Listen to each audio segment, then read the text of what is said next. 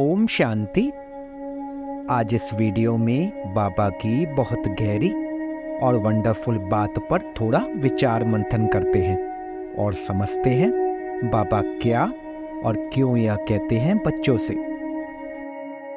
बाबा कहते हैं तुम्हें एकांत का अनुभव करने के लिए गुफा में बैठ जाना है। बाबा कहते हैं तुम्हें एकांत का अनुभव करने के लिए गुफा में बैठ जाना है।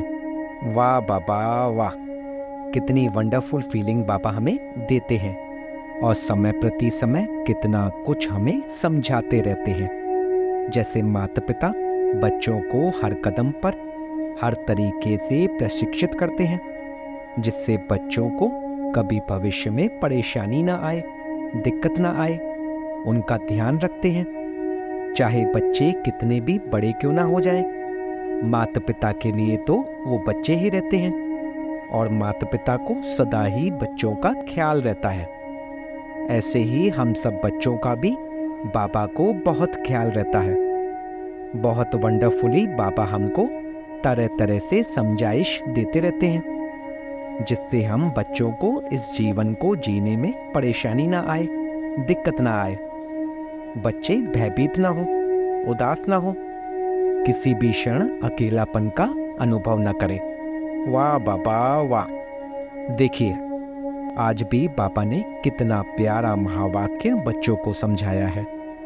बाबा कहते हैं कि बच्चे तुम्हें एकांत का अनुभव करने के लिए गुफा में बैठ जाना है। अब हमें यह सुनकर सही में गुफा में तो बैठना नहीं है, बल्कि हमारी गुफा कौन सी है? कौन सी है हमारी गुफा? आत्मा की भ्रकुटी की गुफा। हमें बाहर कहीं जाने की जरूरत नहीं है, बल्कि हमें अपने भीतर जाना है। हमारा एकांत अंदर है और जब हम आत्मा के उस भ्रकुटी की गुफा के मध्य में बैठते हैं तो एकदम साइलेंस स्थिति का अनुभव करते हैं।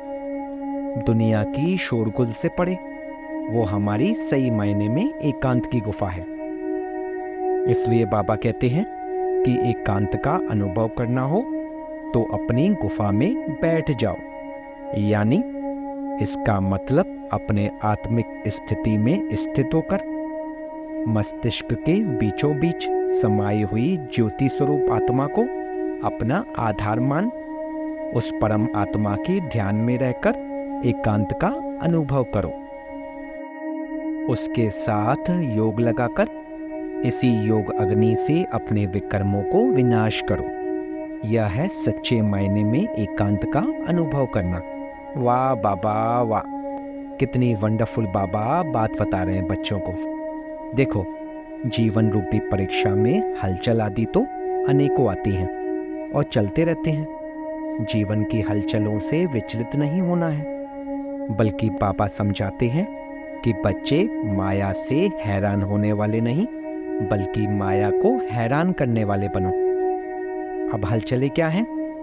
वास्तव में जीवन की जो हलचलें हैं वो है माया।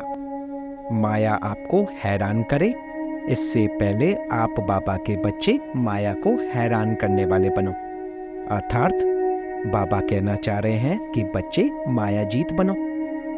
माया से हार नहीं खाना है, बल्कि हमें माया को हराना है। तब हम वर्षे के अधिकारी बन पाएंगे, तब हम बाबा के सपूत बच्चे कहलाएंगे।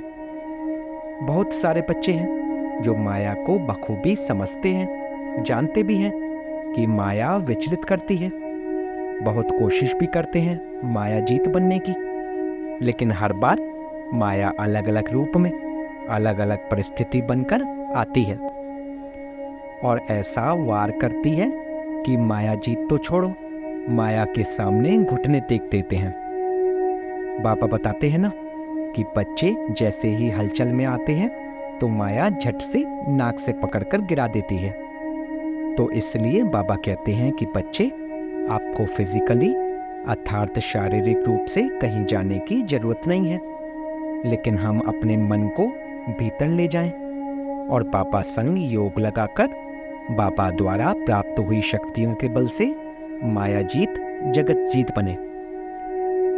देखिए जब हम बाबा संग योग लगाते हैं अपने भीतर प्रवेश कर आत्मिक स्वरूप का अनुभव करते हैं, तो हम शारीरिक स्थिति से ऊपर उठकर आत्मिक स्थिति में आ जाते हैं। उस आत्मिक स्थिति में रहकर जब परमात्मा को याद करते हैं, उससे हमारे विकर्म विनाश होते हैं। और विकर्म विनाश होना यानी बाबा के सपूत बच्चेपन 21 जन्मों के लिए राज्य भाग्य लेना। उस स्थिति को कहते हैं एकांत स्थिति का अनुभव करना, अर्थात बेहद का संन्यास।